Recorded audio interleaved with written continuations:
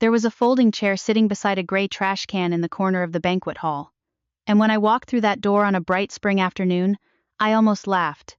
Not because it was funny, because I had spent 44 years preparing for exactly this feeling, and it still found the soft place anyway. The room was full. Military officers in press dress uniforms, local officials, extended family, neighbors, cousins I hadn't spoken to in years. Balloons and banners hung from the ceiling. A DJ played something soft and vaguely patriotic near the far wall. Through the tall glass windows, Galveston Bay was catching the afternoon light and throwing it back in pieces across the water. My brother Nathan's promotion ceremony was supposed to be the proudest afternoon our family had shared in a long time. People were laughing. Drinks were raised. Conversations overlapped in every direction. And somewhere in the middle of that crowd, my father was already performing. I didn't know that yet, but I was about to find out. My name is Diana Reeves. I was 44 years old that afternoon, and for most of my life, I had been the one nobody quite knew what to do with. The older child. The daughter. The one who didn't fit the frame my father had built for our family. I grew up 6 years ahead of Nathan in a house in Beaumont, Texas, where my father Gerald Reeves set the rules, the standards, and the emotional temperature of every room he entered. Gerald was not a cruel man. I need you to understand that before we go any further. Because the story only makes sense if you understand it. He worked hard. He paid his bills. He showed up for things that mattered to him, and he believed deeply in family. But my father had a blind spot wide as a highway. He saw the world through Nathan. He measured everything by Nathan's kind of success, visible, audible success, the kind that came with handshakes and promotions and rooms full of people clapping. Nathan was someone my father could read. I was not. And what Gerald could not easily decipher, he had long ago stopped trying to understand. I was different, quieter, more internal. I earned the highest marks in my class, and my father asked why they weren't higher. I won a regional academic award at 16, and he forgot to mention it at dinner. Not out of malice, that was the cruelest part of all. Just distracted. Just proud of something else that week. Just not looking. Some children grow up trying harder and harder to be seen. I grew up learning to live in the not being seen. The hurt never went away. It just stopped surprising me. At 19, I enlisted in the Navy. Not as escape, I want that to be understood clearly. I enlisted because I wanted a life that demanded something real from me. Structure, consequence, purpose. A world where effort actually meant something beyond a parent's selective attention. My father's only response came without him looking up from the television. Couldn't find anything better to do with yourself? I drove myself to the recruiter's office the next morning, and never brought it up again. That was 25 years ago. In those 25 years, I built a career that most of the people laughing in that banquet hall couldn't have imagined if they sat down and tried. Deployments across 3 ocean theaters. Command positions that carried real weight and real stakes. Emergency response operations during back-to-back hurricane seasons that left entire coastlines underwater and entire communities wondering if they still existed. Evacuation logistics that moved thousands of civilians to safety in time windows so narrow that most rational people would have waited for better conditions. I didn't talk about any of it. Not because I was ashamed, because my family had never asked, and I had stopped pretending they would. Whenever relatives called and asked what I was up to, I said, "Still in the Navy." They assumed I typed reports somewhere. I never corrected them. It was simpler that way. Easier than watching their eyes glaze over, or feeling the conversation redirect toward Nathan's latest news before I'd finished a sentence.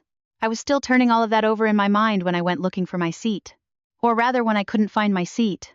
I arrived on time, signed the guest registry, and moved through the room searching for my name at the assigned tables. It wasn't there. I checked twice. I asked a staff member. Eventually, near the catering station close to the kitchen entrance, close to where the garbage was collected, I found a handwritten place card sitting on the edge of a folding table. My name. Written in my father's handwriting. Diana Reeves. I stood there for a moment, holding it in both hands. Then I heard his voice behind me. "Well, look who finally decided to show up." My father was standing near the center of the room with a glass in his hand, a crowd forming naturally around him the way crowds always did with Gerald. People turned. I looked at him calmly. "Dad, is this supposed to be my seat?" The grin spread exactly the way it did when he had something prepared. And then he said it loud enough for 2 tables, maybe 3, maybe more. "Garbage belongs with the garbage." The room exploded. Not everyone laughed, but enough did. Some because they genuinely found it funny. Some because my father was the kind of man who created social pressure simply by expecting you to join him. Nathan, standing nearby, let out a short, uncomfortable sound, and then stared very deliberately at the floor. He said nothing. He moved nowhere. He offered nothing at all. I noticed that. I noticed it the way you notice something you always suspected but never wanted confirmed. I did not leave. I pulled the folding chair out, sat down, placed both hands flat on my knees, and turned my face toward the window. The bay was bright outside. There were small boats working the water. A pelican was moving slowly along the shallows near the dock. I breathed slowly, and I thought about my mother. My mother was the one who saw me. The one who showed up to every achievement, every quiet victory I tried to talk myself out of mentioning. She passed from an illness when I was 26. Midway through my second deployment, I flew home on emergency leave and arrived 14 hours too late. I stood in the hospital parking lot for 30 minutes before I could make myself go inside. Some grief doesn't announce itself loudly. It just sits down in you somewhere and never fully leaves. I missed her most fiercely in moments like this one. Not because I needed rescuing. Because she always knew exactly the right thing to say when a room had gone wrong, and she would have known what to say right now. The memory let go when something shifted in the room. A subtle thing at first, a change in pressure, the way a room changes when a door opens and something unexpected comes through. I noticed it before anyone else did. I was trained to notice things like that. 3 dark government SUVs had pulled into the parking lot outside the main entrance. Security personnel were stepping onto the pavement. Not the kind of security you arrange for a standard military promotion luncheon. My father straightened his tie immediately. Nathan adjusted his jacket. The master of ceremonies hurried toward the entrance with the particular urgency of someone who has just realized his program is about to be rewritten. Whispers moved through the crowd like current through water. Someone important had arrived. Someone very important. And every single person in that room assumed, without discussion, that the important guest had come for Nathan. I knew exactly who had just arrived. And I felt something I hadn't expected to feel. Not triumph. Not satisfaction. Something quieter and far more complicated. The strange, unsettling feeling of grief and relief arriving at exactly the same moment. I watched the doors open. Admiral Raymond Harmon entered the hall. He was tall, silver-haired, dress uniform immaculate from collar to cuff, rows of ribbons across his chest that told a story only people who could read that language would fully understand. He moved through a room, the way men with genuine authority always move, not loudly, not theatrically, but with a gravity that made people unconsciously step aside without being asked. He nodded politely at the master of ceremonies. He acknowledged several officers near the entrance, and then his eyes moved slowly across the room and found me. He stopped. Neither of us moved. Then he changed direction entirely and started walking straight toward me. 1 table, then 2, then 3. Every head in the room turned to track where he was going. I watched the confusion spread across face after face as people calculated his path toward the catering corner, toward the woman beside the trash can, toward the person everyone had spent the last half hour ignoring. He stopped directly in front of me. I rose to my feet, not because protocol required it, because respect always moves in 2 directions, and I had learned that before I learned almost anything else. The Admiral looked at the folding chair. He looked at the trash can. He looked at me. Something moved across his face, not anger directed at me, but something colder and more specific. The controlled disbelief of a careful man seeing something genuinely wrong. I wasn't expecting to find you here. The way he said it made clear he didn't mean at the event. He meant like this, in this position, in this corner. The room went completely silent. I smiled. It's fine, Admiral. He glanced at the chair one more time. No, he said simply. It isn't. He turned to a nearby staff member with the same calm precision he brought to every situation I had ever seen him face. Please bring a proper chair. Right now. The staff member didn't hesitate. Nobody hesitated. Within 60 seconds, people were scrambling across the room, rearranging furniture, moving with a speed that said everything about how the atmosphere had changed. My father stepped forward from near the stage. He had noticed the Admiral knew his daughter's name, and he was trying rapidly to understand what that meant. Admiral, sir, my son is the one being recognized today. The Admiral looked at him with carefully measured courtesy. Yes, I understand. And that was all. His attention returned to me without ceremony or explanation. Nathan approached carefully, trying to read the room the way he always did before deciding how to act. "It's an honor to have you here, sir." The Admiral shook his hand. "Congratulations on your promotion." Nathan smiled, visibly relieved. And then the Admiral added something quiet but unmistakably deliberate. "I'm sure your sister is proud of you." Nathan's smile shifted one small degree off-center, and it stayed that way. A proper banquet chair arrived. The Admiral pulled it out. For me, the room barely breathed. Then he sat beside me, not at the VIP table, not near the stage where a seat had been prepared for him, but beside me, and the message required no translation. Guests started reaching for their phones. It began at one table and spread to 3 within 2 minutes. People were searching, typing the name the Admiral had used. Diana Reeves, Navy, Commander. The results apparently were not what they expected, because expressions began to change. A woman covered her mouth with both hands. A man near the back leaned over and spoke quietly to his wife. She looked up sharply, and her eyes traveled across the room to where I was sitting. I watched it all from the chair beside the trash can and felt something I couldn't quite name. 2 senior officers who had entered with the Admiral moved through the crowd. When they spotted me, their reactions were identical. Immediate recognition, genuine warmth, the ease of people who know each other well. "Commander Reeves, good to see you, ma'am. I should have known you'd end up at the most interesting seat in the room." One decorated captain turned to a colleague nearby and said something in a voice that carried farther than he intended in the quiet. "Does nobody here actually know who she is?" Nobody answered, because nobody did. My father stood completely still near the stage. His expression had traveled through confusion and landed somewhere he had clearly never been before. Something was coming undone. The story he had told himself about his family for decades, the story where he understood his children, where the hierarchy was natural and earned, where Diana was simply the one who had taken a quieter road, that story was losing its structure in real time. And I recognized the look on his face, because I had spent my career identifying exactly that expression, the look of a man who has just realized the situation is nothing like what he thought. Then, the Master of Ceremonies returned to the podium. He cleared his throat twice. He opened a folder with hands that weren't quite steady. He looked at the Admiral. He looked at me. He looked back out at the room. "Ladies and gentlemen, before we continue with today's scheduled program, we have been authorized to conduct a special recognition presentation." The room shifted audibly. Nathan frowned. My father blinked slowly, twice. The Master of Ceremonies looked up from the folder. "The individual being recognized today is Commander Diana Reeves." Silence. Absolute silence. Then every monitor in the room came to life simultaneously. The first photograph appeared on the screens, me at 20 years old, lean and uncertain in a training uniform, squinting into hard afternoon sun beside a drill instructor. Relatives nearby made sounds of genuine surprise. Many had never seen a single photograph of me in uniform. Then the second photograph appeared. Then the third. Deployments, command centers, rescue helicopters suspended over flooded Gulf Coast highways, emergency shelters crowded with families who had nowhere left to go, coastlines after storms, and a team of Navy personnel doing the impossible, methodical work of putting order back together from wreckage. I looked at the table in front of me. I couldn't look at my father.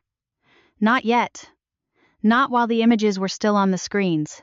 The official record was read aloud. Emergency Response Command Authority along the Gulf Coast.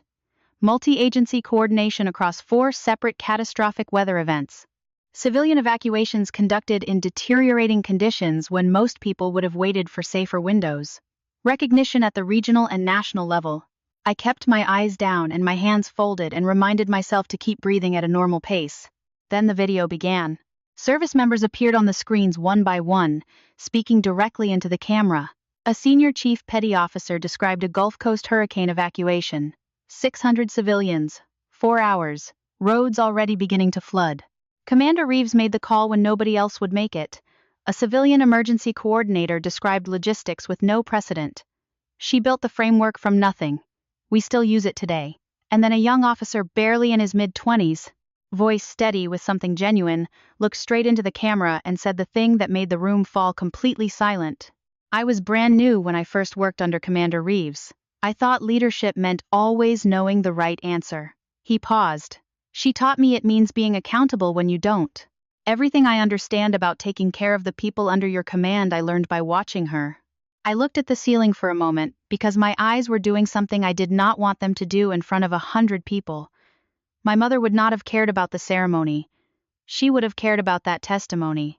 She would have cared that something real had been built, and that a young officer could look into a camera and name it clearly without hesitation. She would have been so proud. And I wished more than anything she were sitting somewhere in that room.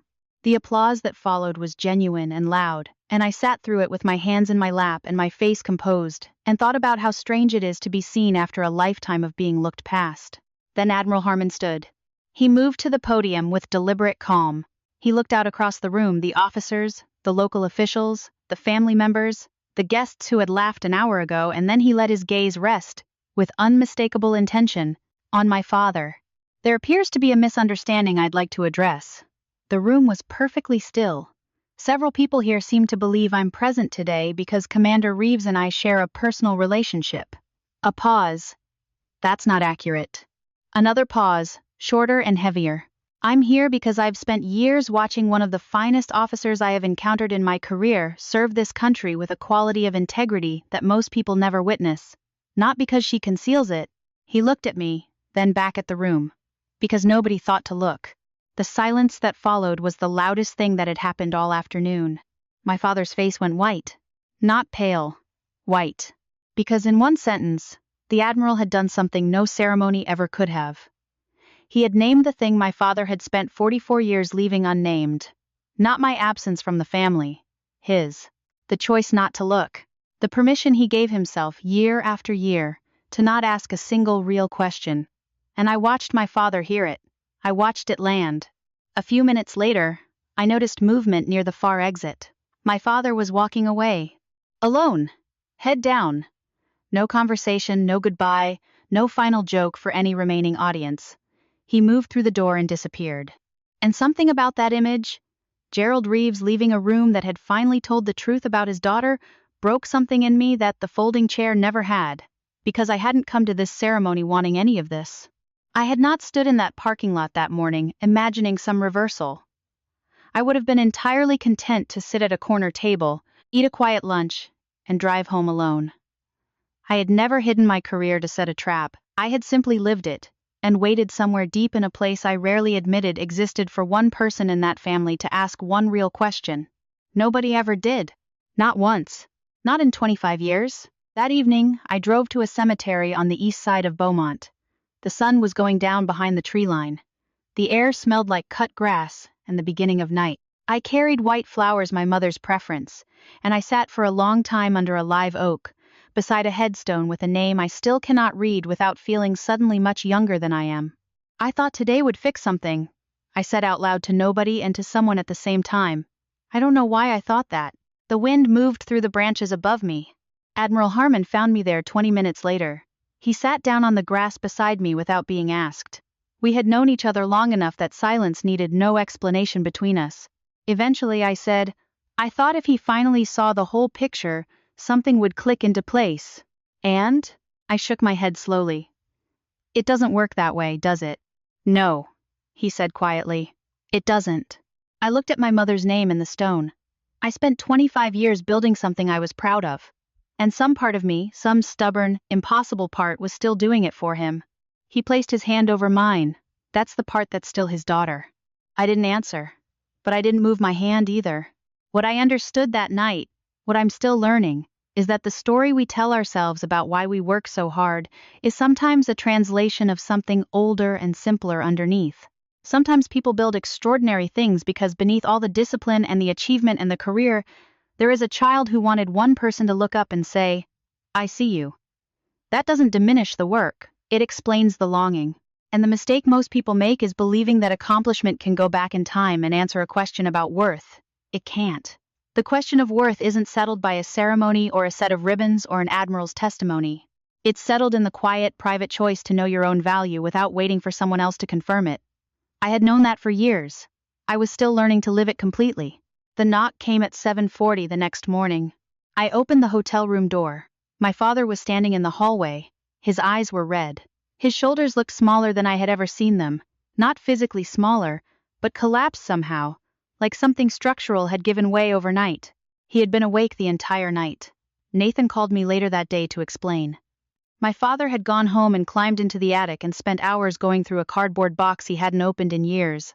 A box with my name written on it in black marker, pushed into the back corner where I had stored it the last time I came home on leave. Inside were letters. I had written them throughout my career during long deployments, during sleepless nights in operations, centers, during the anniversaries of my mother's death when the quiet became too heavy to carry without putting it somewhere. Not official reports. Not professional summaries. The actual thoughts of a daughter who kept reaching across a distance her father seemed not to notice existed. I had written them, and not sent them suspended between hope and resignation, unable to choose, and brought the box home, and stored it somewhere I didn't have to look at too often. He had read every single one. Alone, on the floor of the attic, in the dark. By sunrise, he was crying. Nathan told me later it was the first time in his life he had ever seen our father cry. Not when our mother died. Not during any hardship or loss or failure. Never. But that morning, sitting on the attic floor with my letters spread around him, he did. My father stood in my doorway and said 3 words quietly. "Can we talk?" And in his voice, for the first time in 44 years, I heard something that had never been there before. Something collapsed. Something finally, irreversibly honest. I stepped aside. He came in. He did not make excuses. He didn't reach for grief or generational difference or the pressure of raising children alone after my mother passed or anything else that might have softened the edges. He sat across from me, looked directly at me, and said the sentence I had waited my whole life to hear in a form I had never imagined. "I failed you." Not as a performance of regret. As a reckoning. He admitted the favoritism was real. He admitted he had mistaken my resilience for not needing him. He admitted, haltingly and with difficulty, like pulling something up from deep water, that he had been able to see himself in Nathan and had simply never learned to see himself in me. "And those are entirely different things," he said, his voice gone quiet. "Seeing yourself in someone, and actually seeing them." He read one of my letters aloud. His voice held steady until the 3rd paragraph. Then it didn't. I let him finish. Then I asked the question I had been carrying since I was a little girl standing in a kitchen waiting for my father to notice something I had done.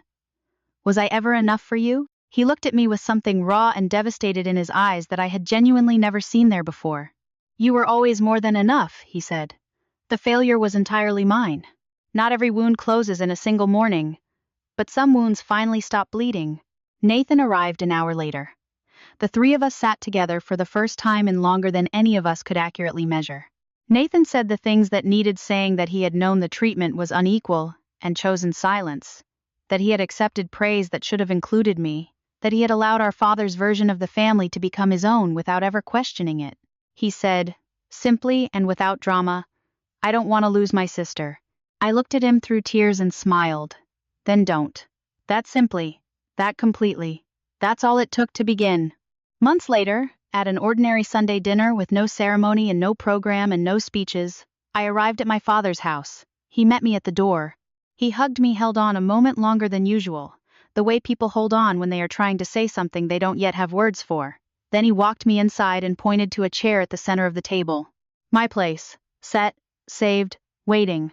Such a small gesture. Most people walking by would never have noticed it. I noticed everything.